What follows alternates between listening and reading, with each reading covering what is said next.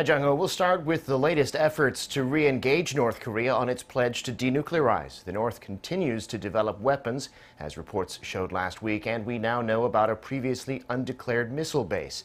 Against that backdrop, South Korea's nuclear envoy will be meeting this week in Washington with his U.S. counterpart. Lee Ji-won has more.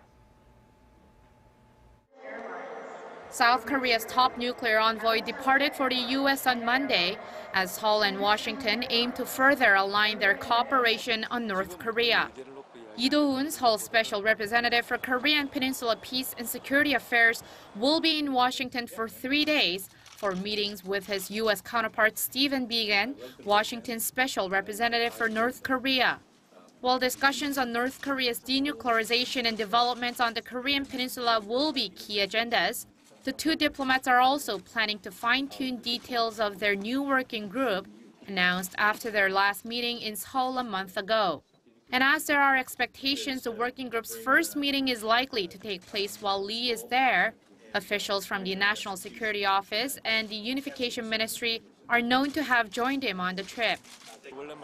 After thrashing out the details one last time during this visit, we might hold the first meeting, so there's a certain process we have to go through before I can tell you the agenda.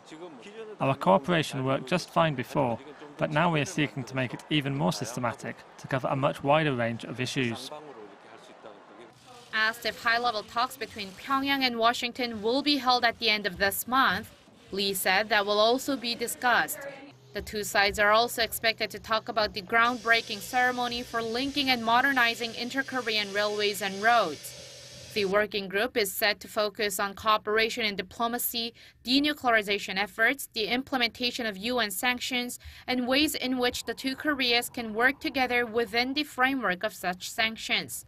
As much as Lee's visit comes after growing tension between Pyongyang and Washington over reports on North Korea's undeclared missile bases and its leader's visit to the testing of a new high-tech weapon, there are hopes the stalled denuclearization talks with North Korea may soon resume.